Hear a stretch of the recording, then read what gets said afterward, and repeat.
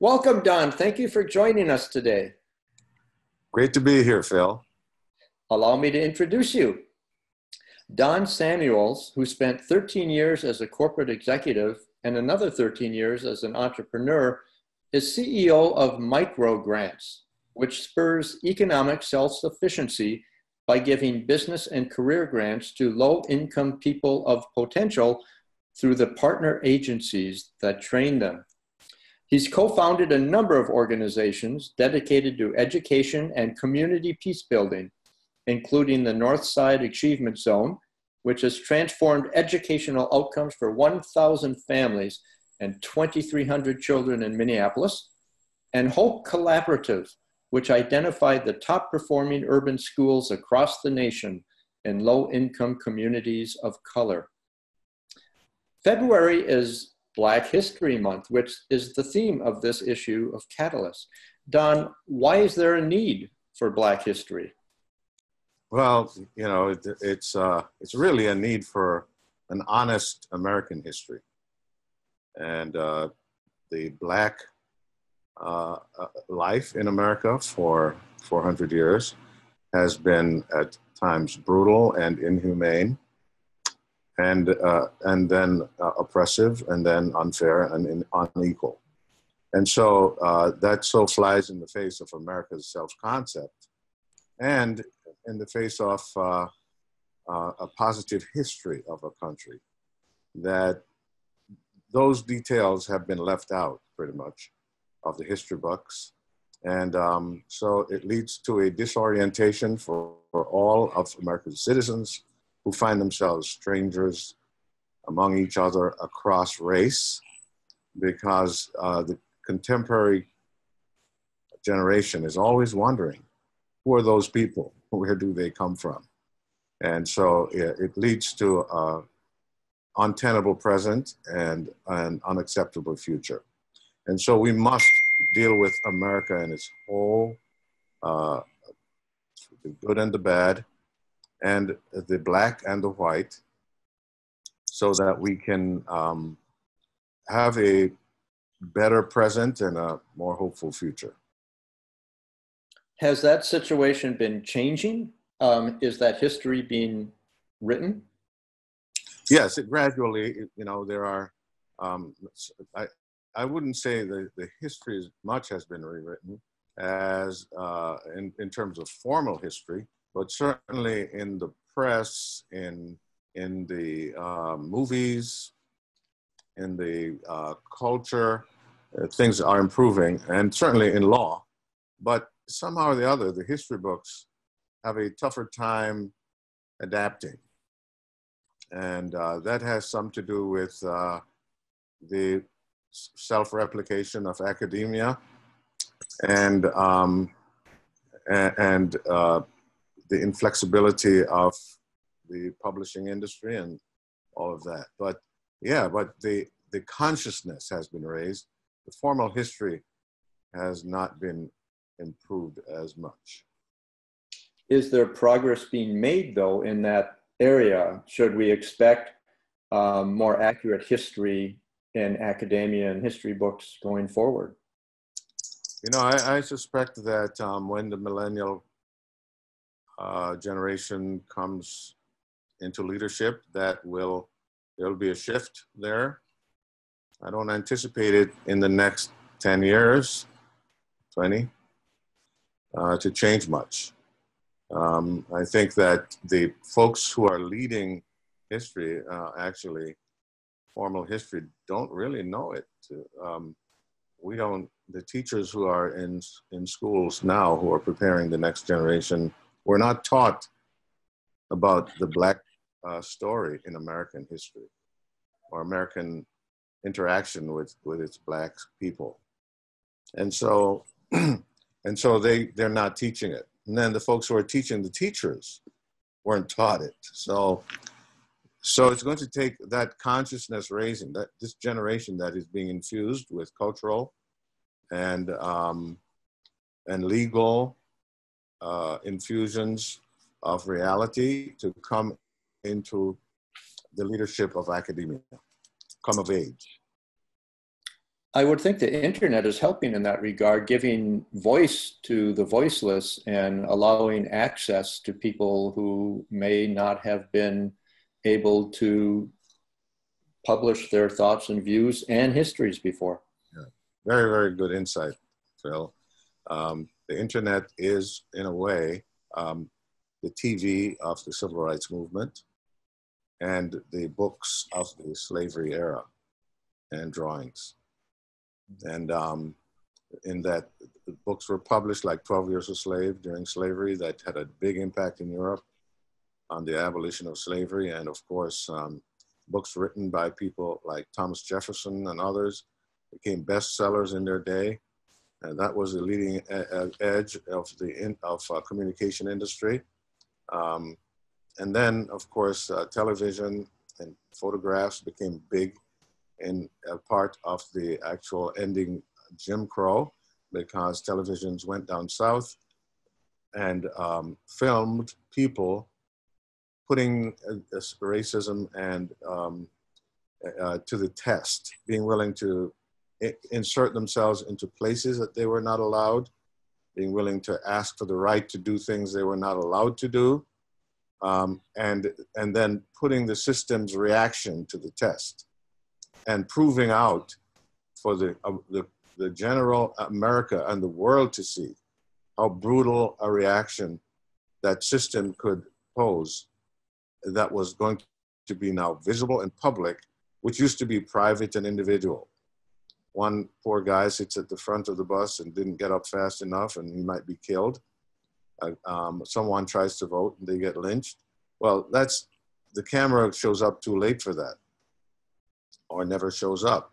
But if when everybody decided we're going to do this as a movement, and the cameras then can come and actually film it, they can actually telegraph the event. Cameras show up and wow, America is seeing for the first time happening full scale, which what used to happen to countless individuals in countless private situations.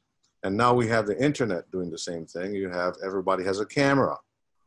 And so young African-American men used to complain individually from time to time about their treatment. Well, then everybody could say, well, look at him, or he has these issues, or he had a record, or the cops said that he was cursing at them, or that he tried to get their gun. And so you could dismiss those individual incidents. They wouldn't even rise up to the level of full observation. But then technology comes into play and captures things in real time and publishes them in real time. And people are appalled that this is what the reality has been? You mean this is how it's been? And so people are shocked. African Americans, for instance, for the most part, are not shocked, because they all have family members. All moms and dads give their sons the talk about how to act around the police, and so there's no shock there. So that was not American history. That was American reality, African American reality. So not only is African American history being taught by the internet, African American reality is being taught, which now creates a new African American history. So that's great. Yeah, even with all this technology, white America remains largely ignorant of the Black experience, the daily microaggressions and what it's like. Why should white people and other minorities know Black history better? Well, you know, I think, first of all, we are all human beings. We all occupy the same space, and we are all Americans. And once we begin to embrace that as a reality, that we are all the same, we're all in this together, this is all our common space, our destinies are, as Martin Luther King said, we're tied up and woven in a single garment of destiny, that where one part of the body goes, all the rest of the body eventually follows. It's a physical and a political reality. Once we really begin to understand that, then we will get interested. And it's, for instance, in our state, in Minnesota, which was a very white state, is becoming majority minority very slowly over the next few decades. And the minority community is growing through immigration and in-migration from other states at a rapid pace. Well, now we had the most educated community at one point, and in fact, our older generation, our baby boomers and so on, are the most educated in the country. But when your minority population is growing, all the corporations that you were able to attract when we were the most educated state, all of the singularity of vision and that homogeneity enhances is going to be challenged by the new diversity. And if African Americans continue to perform poorly in school and their numbers grow, Hispanics continue to perform as African Americans and Hispanics are among the worst performers. The gap between whites and African Americans and Hispanics is the second or first highest in the nation in our state, which was fine when it was a small minority of people. But now that the numbers are getting significant, you can see how that would threaten the economy, threaten the workforce. And so the business community is beginning to get involved. Mm. That's where their interest lies. You know, the military integrated very early because they realized they needed bodies and they needed an army that was pretty much working together. And so the military led integration. Now the business community is realizing that they need minds and bodies, and they need people to work as teams. And so they are inserting themselves into this whole equity issue in our state, and I think nationally, to say we can't as a nation survive if we are inequitable in our education and we're producing people who are going to become drones rather than productive members of our society. So the average person who is not in business or in the military might have that illusion for a while, but I think that the leading edge of our activities that require cooperation, collaboration as a nation and as an economy are beginning to pull the rest of the country along. And hopefully all people will begin to see a deeper moral purpose for collaboration and equality and not leave it to war and commerce to inspire the best in us. That is all encouraging because the demographics are changing no matter whether some people like it or not.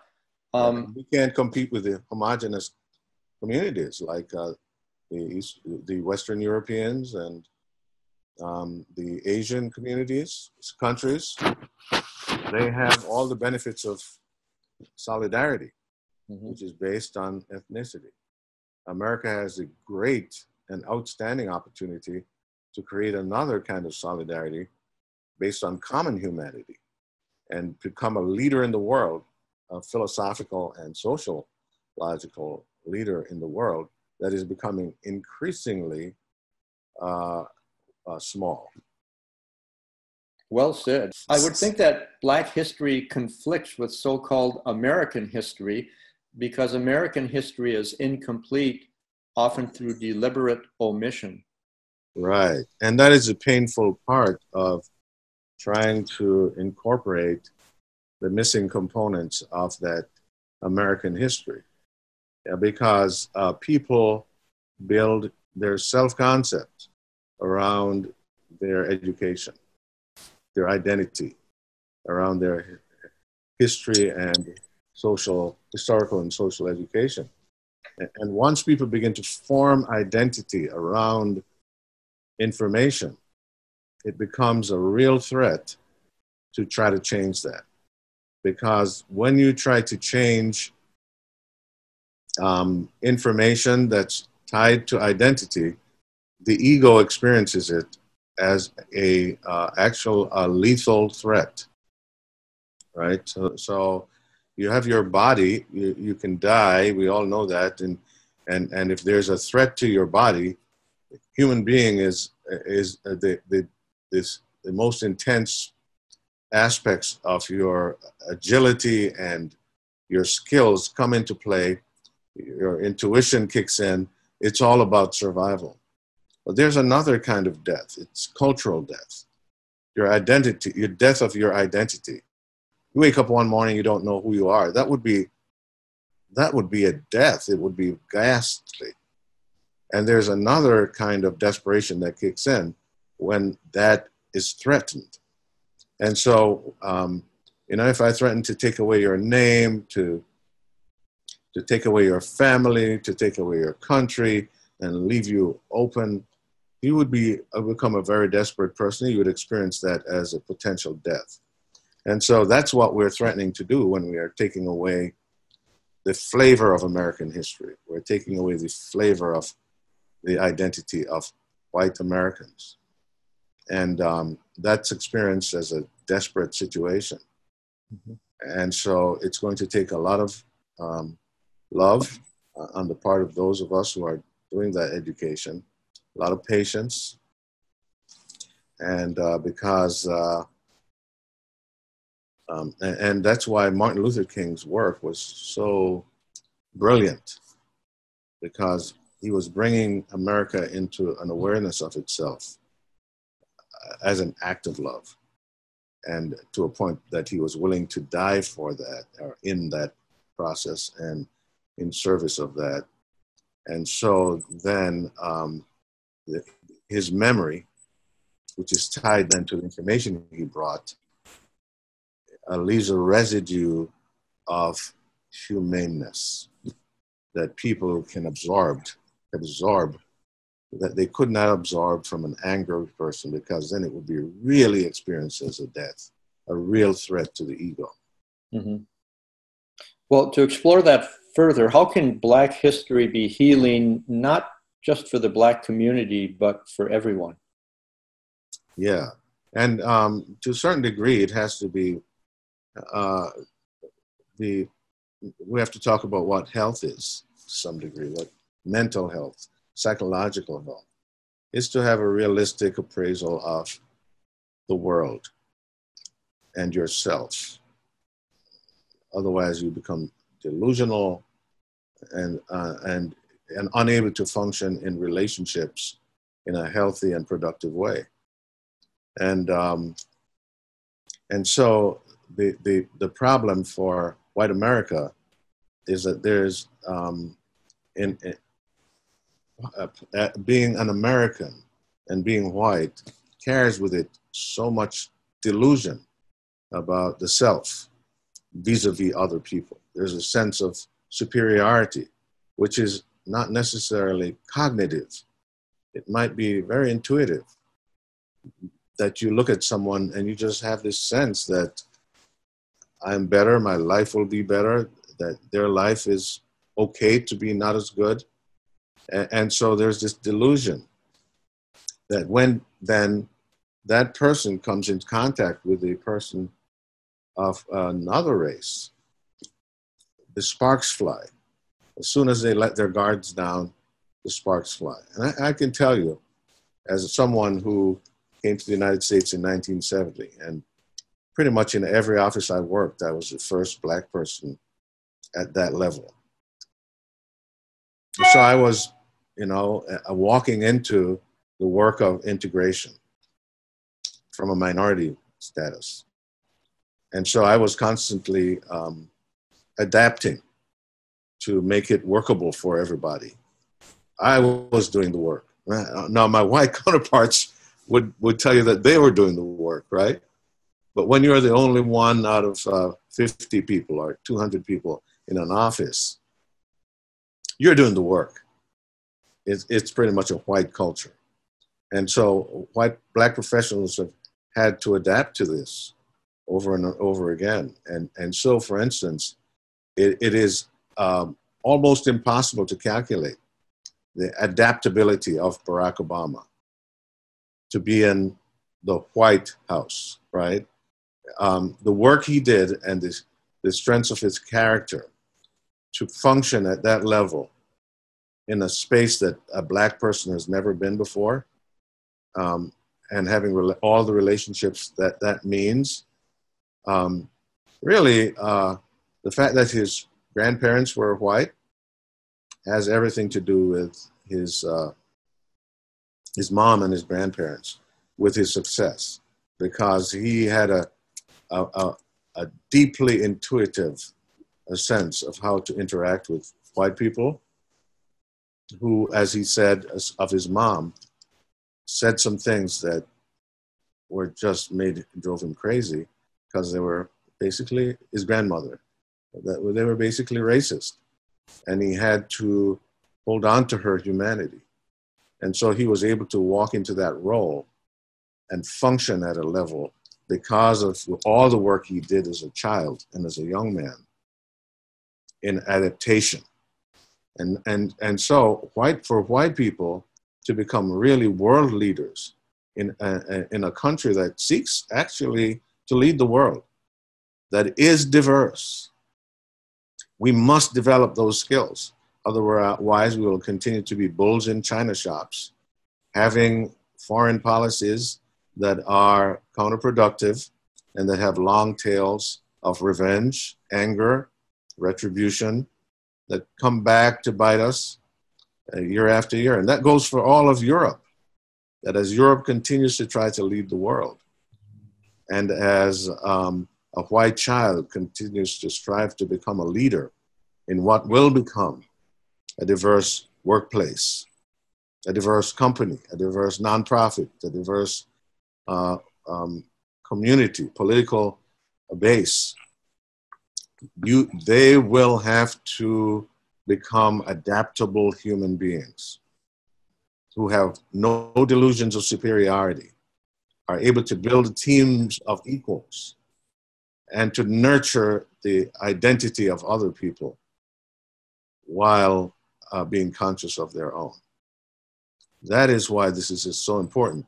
If our children are going to become leaders in a diverse country, in diverse communities, if America is going to become truly a functional leader, an effective leader in the global community, then we have to start to develop these adaptabilities and these and do away with these delusions. Yes, wow, very insightful. Now, Don, you're an ordained minister. Let's turn to the subject of divinity. In your view, what role does God play in each side of the racial divide? Well, the thing about it is that God plays the same role in each side because God is the same. So God is always pulling us towards sanity. And so you might be far left and he's pulling you towards sanity. You might be far right and he's pulling you towards sanity.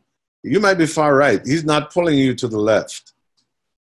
And you might be far left. He's not pulling you to the right. He's pulling you to sanity, right? And I'm using the male adjective there. My apologies, but pronoun. I'm sorry. So I think God is, first of all, God is one. God is one. And God is the one God of the one humanity. And so the beautiful thing is that Martin Luther King could call white racists his sick white brothers. And that's very important. He understood, based on his theology, that these were, in fact, his brothers. And so but he understood that they saw him as the other inferior. And so he called them his sick white brothers. And if you have a sick brother, you still have a brother. And in fact, many white friends of mine have racist parents and uncles and aunts and sometimes siblings. And when I go to talk to them, they're still talking, they're saying, I talked to my brother the other day and, I can't believe the guy, that kind of a thing. So they're still talking. They're still family. They still went to Thanksgiving. They had a big kind of little tension there. But you're not going to break that family up except in a few cases. There's this sense that the kinship is deeper than the philosophy. And it is because they understand that they belong to one family, the Browns, the Williamses, and in my case, the Samuelses. And I experienced the same thing with my siblings. And we talk about our dad and some of the unevolved aspects of my dad's worldview that we are moving beyond. But he's still our dad. And he caused some pain in some of my siblings. Some of my siblings have long-term, permanent impacts from my dad's immature worldview. Mm-hmm. And but we still love him. We honor him, but we always are conscious of those things. So it's just, when Martin Luther King said, my sick white brothers, we have to really think about that. He understood that we are one family. And we're one family because of our faith. It's our faith that informs that we are all God's children. As he said, black men, white men, Protestants, and Jews, and Catholics, and men and women. We're all one family. And so that's the beauty of theology, to inform, educate, and transform our self-concept, to widen our sense of family. As Jesus said, when his family was brought, it seems like either outside of this house that he was in or in another room, and they said, hey, your mom and your brothers are here. And he said, who's my mom? And who's my brothers? Anyone who does the will of my Father. And so,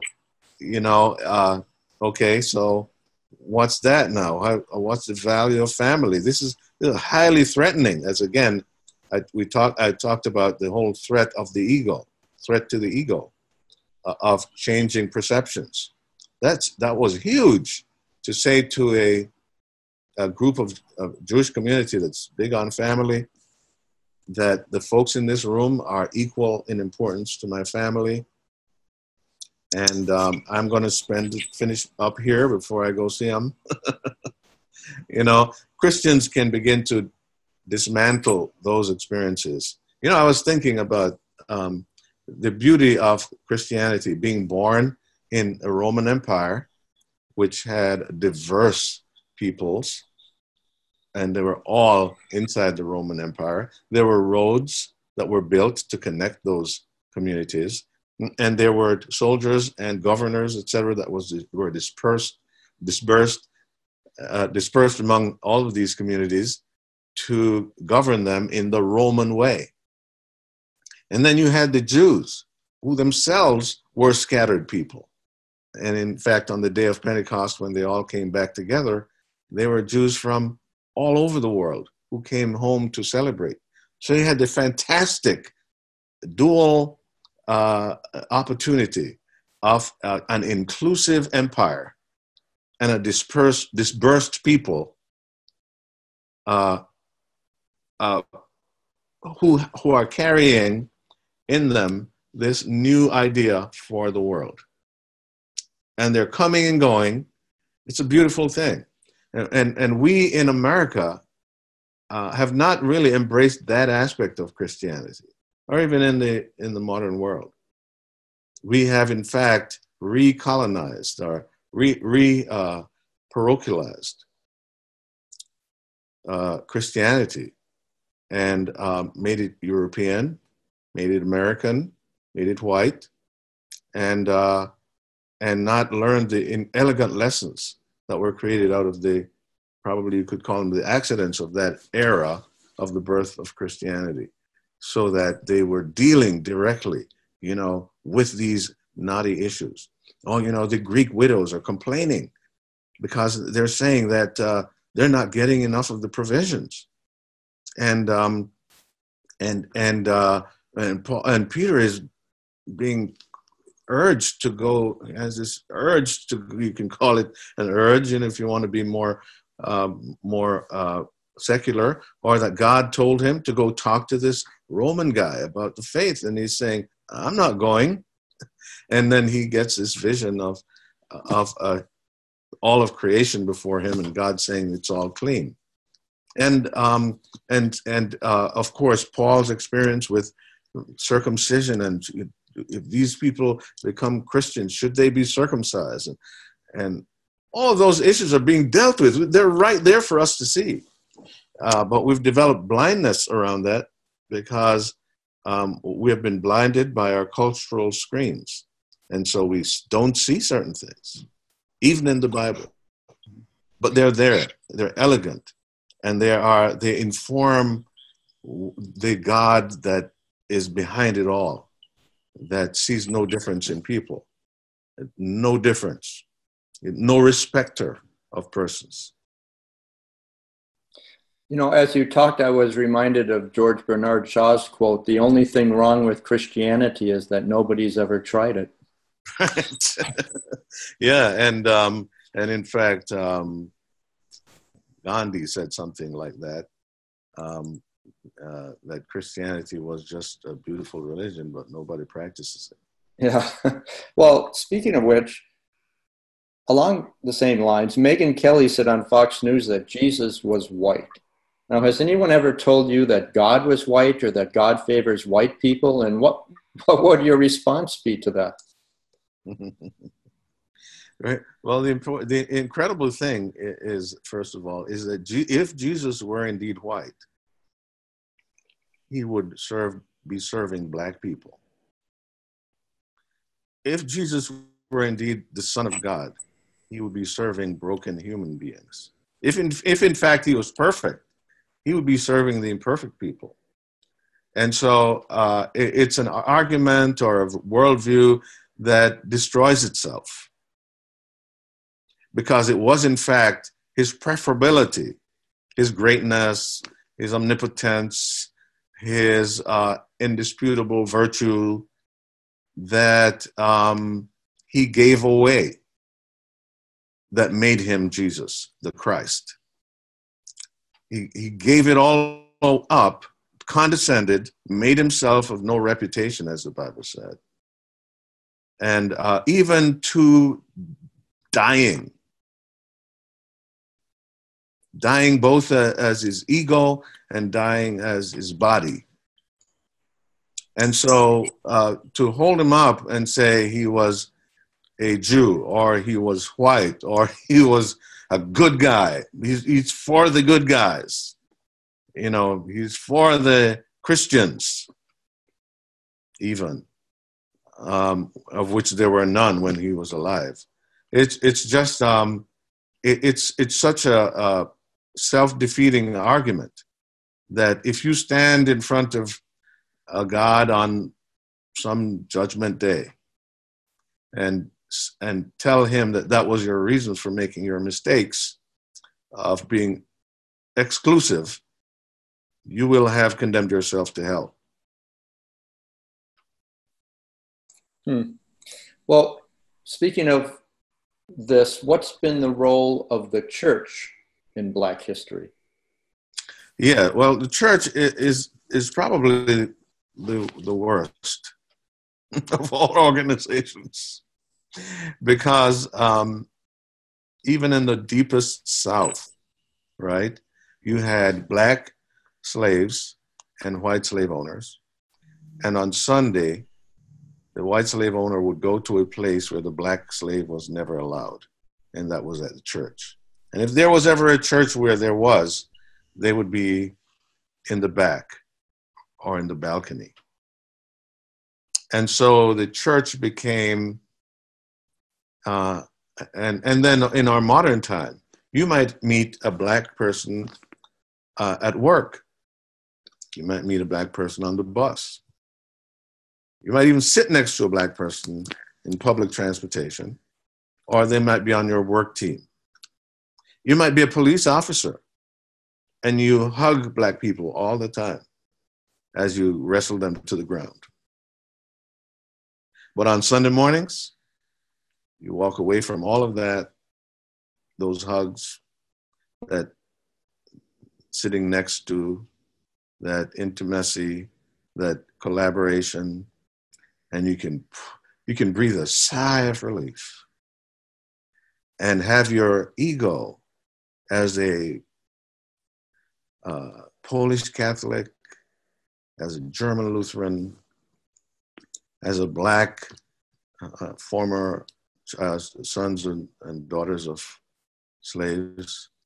You can lay all of that integration away and breathe a sigh of relief and sing the hymns that your great-grandparents wrote and let them wash over you in a kind of a cultural baptism, and you get reborn in your identity, and your ego is strengthened, and you get refurbished to go back out again and deal with that unpleasant hard work of integration. That's what the church has become, a regressive force. It's always been against God's will for the oneness of the human community. And it's unfortunate. Well, so then how can religion or a theological worldview and the practices and behaviors that flow from that worldview dismantle divisiveness and heal the racial divide? Yeah, and it goes back to the whole concept of dualism, which is the worldview as we might have talked about the last time. You're born and you learn, that's my mom, this is me. It takes a while, but you figure it out. We're not one.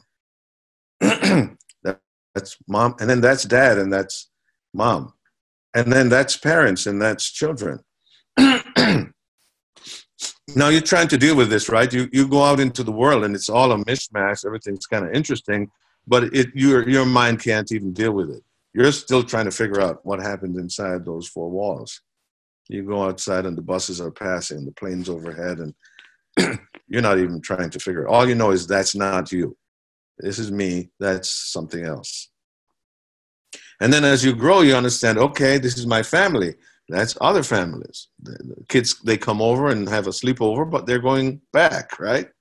And then you learn that, wow, it's a big world, and eventually learn that there's race difference.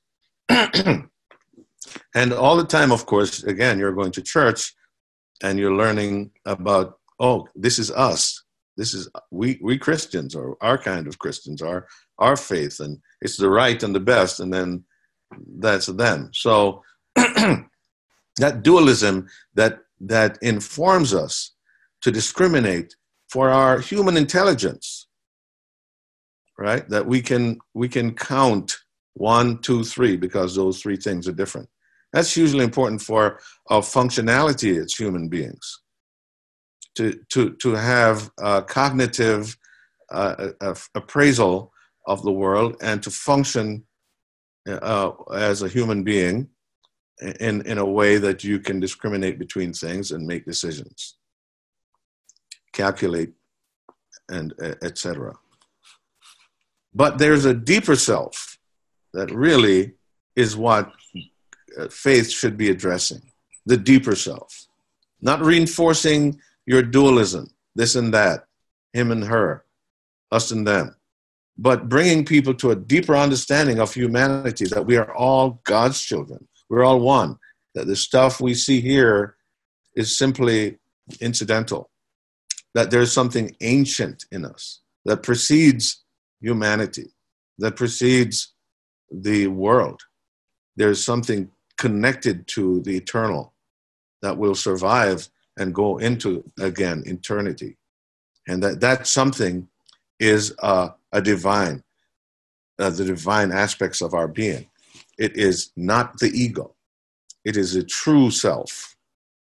So if faith begins to be informed by this, or if our preachers begin to be informed by this, and if this kind of understanding begins to be infused into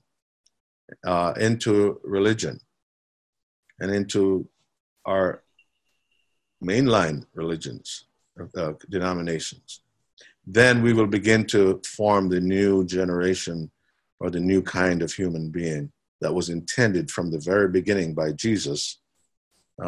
When you see how he lived his life, the story he told, the Good Samaritan.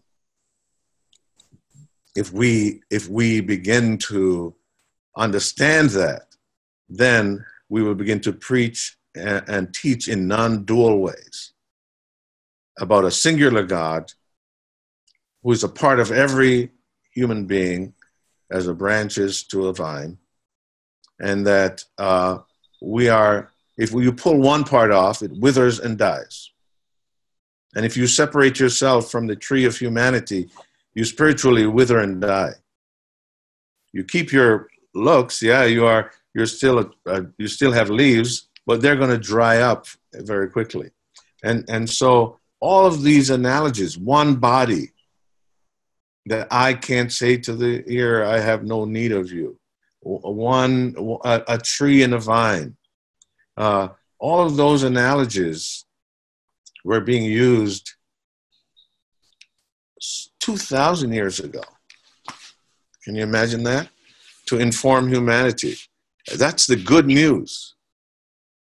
But it all came down to sets of beliefs and theological positions. But it's time now for the world and you know the non-religious community. I would call it non-religious, not non-spiritual. The non-religious community, people like Eckhart Tolle, and are bringing in that language to the secular community, and so the secular community now has a chance of becoming truly spiritual, more so than the religious community, because spirituality is just that. You know, it transcendent of the material. So if you're talking about something and a quality of humanity that transcends the material, that informs the material, to which the material then becomes a servant, then that's what the modern spiritual leaders are talking about. And if the church can be humble enough to hear that coming from the outside and to be informed by it, this oneness, which is what I think guys like Richard Rohr are doing. They're bringing in that thinking. They're awakening to the reality of the oneness of humanity and the intentionality of faith to create that reality among human beings, of religion. If the church begins to, it has to totally get out of that lane, though. We're in the wrong lane. We're in the dualistic lane. That's mom, that's dad. That's him, that's me. That's them, that's us. And so Christians just pick up that mantle. We're Christians, they're not. We're saved, they're not. We're Lutherans, they're Catholics. We're going to heaven, they're going to hell. And we're white, they're black. Wow, and that's a big one. So now if the religious community can begin to put race or put that framework of understanding of humanity and integrate it into the conversation of race, we will create an epiphany that will wake up something in our society, will wake up our true selves. And transformation can be very quick after that. But it's going to take that groundwork of people who understand this to keep telling the story of the oneness of human beings, the oneness of God, the creator, the oneness of the created in the creation. It's a beautiful thing. And the great thing about it is that when we have that in our minds, as Jesus did, then our egos are dead. Our egos get dead. So we're no longer defensive. We're no longer desperate to hold on to our whiteness or our blackness or our Americanness. This desperation and fear that comes with it, the fear of loss that you can hear resonating in our current political leadership. And we're going to lose our identity. And so we have to shore up our defining walls or defining boundaries, both physical and psychological. When we begin to lose that in our understanding of the largeness of God, then we lose that fear. And in losing that fear, we can survive the misunderstanding that comes with speaking that idea.